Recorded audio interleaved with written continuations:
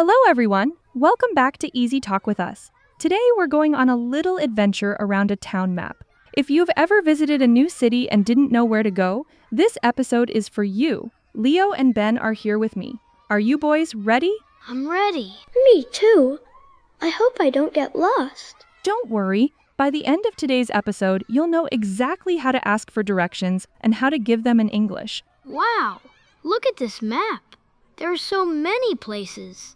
I can see a school, a library, a museum, a bakery, and even a fire station. I like the cinema. If I were here, I'd go there first. Nice sentence, Ben. You said, if I were here. That's a very useful expression.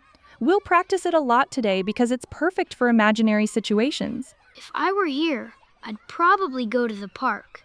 It looks peaceful. Good choice. Now let's imagine we're really standing on this map. Let's pretend we're tourists. We've never visited this town before. Leo, ask Ben for directions. Excuse me, could you tell me how to get to the bakery? Sure. Go straight, turn right, walk past the library, and you'll see the bakery next to the post office. That sounds easy. Great job. Notice that Ben started with sure. That's much friendlier than just giving directions immediately. So I don't have to say only. Go straight. Exactly. Native speakers usually begin with expressions like sure, of course, or no problem. Emma, can I ask you something? Of course. Ben told me to go straight, but do people always say that? That's a great question. Not really. Go straight is probably the most common expression, but there are several other ways to say the same thing. For example, people often say keep going, keep walking, or continue straight ahead. They all mean almost the same thing. So I could say, keep going until you see the library. Exactly. Or you could say continue straight ahead until you reach the library. It sounds a little more formal, but it's very natural. I think keep going is easier to remember. I agree. Native speakers use it all the time. What if I have to walk past a building? Good question. We use the expression walk past. For example, walk past the school and turn left. It means you don't stop at the school, you continue walking until you're beyond it. So if I walk past the bakery, I'll see the post office. Exactly. Sometimes I hear people say cross the road, and other times they say cross the street. Is there a difference? Not really. They're the same. In British English, people usually say road, while in American English, street is more common. So both are correct? That's right. I have another question. What's the difference between next to and between? Imagine the bakery and the library. If the post office is in the middle of those two buildings, we say it's between the bakery and the library. But if the cafe is beside the bakery, we say it's next to the bakery. So between always needs two places? Exactly. That's a great way to remember it. Let me try. The pharmacy is between the park and the school. Perfect. And what about opposite? I always forget that one. That's very common. Opposite means a place is directly across the street from another place. For example, the bank is opposite the cafe. Is that the same as across from? Yes, it is. British English usually uses opposite, while American English often says across from. So I can say, the museum is across from the library. Absolutely. Emma, what if the place is at the corner of two streets? Then we usually say on the corner. For example, the cafe is on the corner of King Street and Green Road. It's another expression you'll hear very often. I think I've heard that in movies.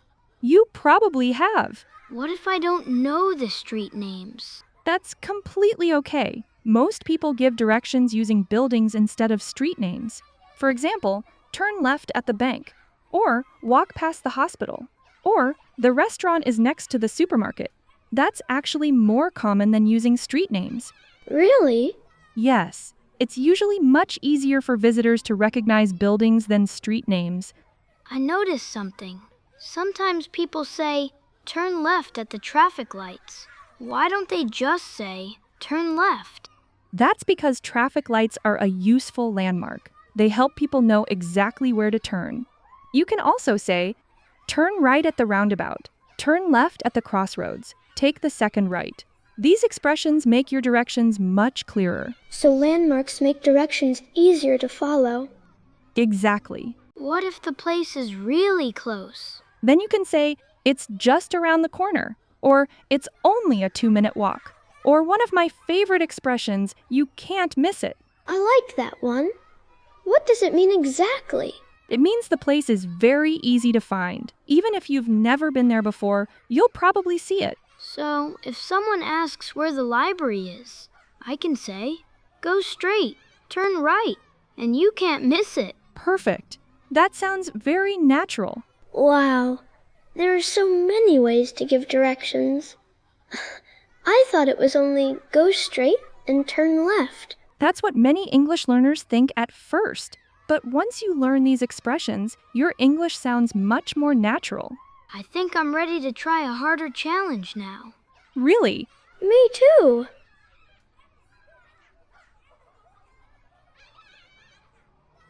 All right, boys. We've practiced giving directions using the map. Now let's make things a little more interesting. Another challenge? Kind of. This time, I want you to imagine you're actually standing in different places around the town. Oh, I like that. So we're pretending we're there? Exactly. When we imagine a situation, we often use if I were. Like, if I were at the park. Perfect. That's exactly how we use it. Can I go first? Of course. If I were at the bakery, how would I get to the museum? Let's see. If I were at the bakery, I'd go straight along King Street, turn left at the traffic lights, walk past the library, and the museum would be on my right. That's not too difficult. No, it isn't. Remember, you're imagining you're at the bakery, even though you're not really there. Leo, your turn. Choose any place on the map. If I were at the fire station, how would I get to the park? I think I know. I'd go straight, cross the road, turn left at the pharmacy, and the park would be right next to it. Nicely done. You used cross the road and next to correctly. I think I'm getting better at this. Emma, can there be more than one way to get somewhere? Absolutely. Let's test that. Imagine we're all standing at the library and we want to go to the cinema. Ben, what would you do? If I were at the library, I'd walk along Main Street because it's a nice wide road. Then I'd turn right at the traffic lights, and the cinema would be on my left. Sounds good. Leo? I'd do something different. If I were there, I'd walk through the park instead. It looks much shorter. But what if you got lost in the park? I wouldn't. Well, maybe just a little.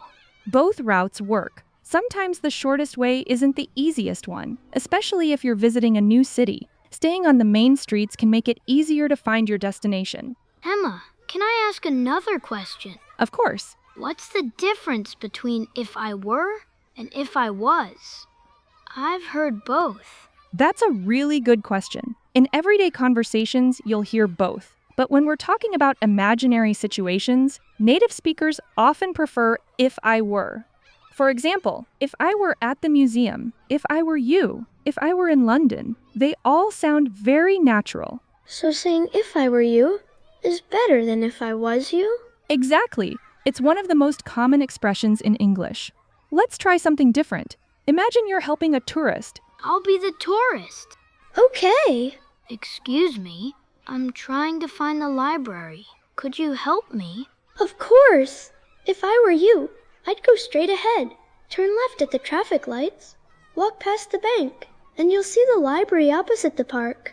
You can't miss it. Thanks. That was easy to understand. Excellent. Did you notice something? What? Ben didn't just say go straight. He said if I were you. That's a very common way to give advice or directions. It sounds friendly and natural. Can we do one more? Sure. Leo, if you were at the museum, where would you go first? If I were at the museum, I'd probably go to the cafe. Why? Because I'd be hungry after walking all day. Fair enough. And after the cafe? I'd cross the street, walk past the bakery, and then I'd visit the library. Nice. You used several direction expressions in one answer. Here's the final challenge. Imagine you're visiting this town for the very first time.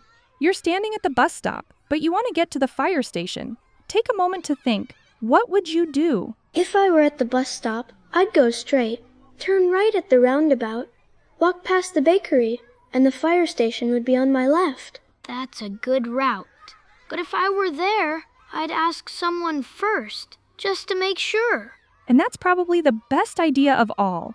Asking politely is never a bad thing when you're in a new place. I didn't realize we could use if I were so often.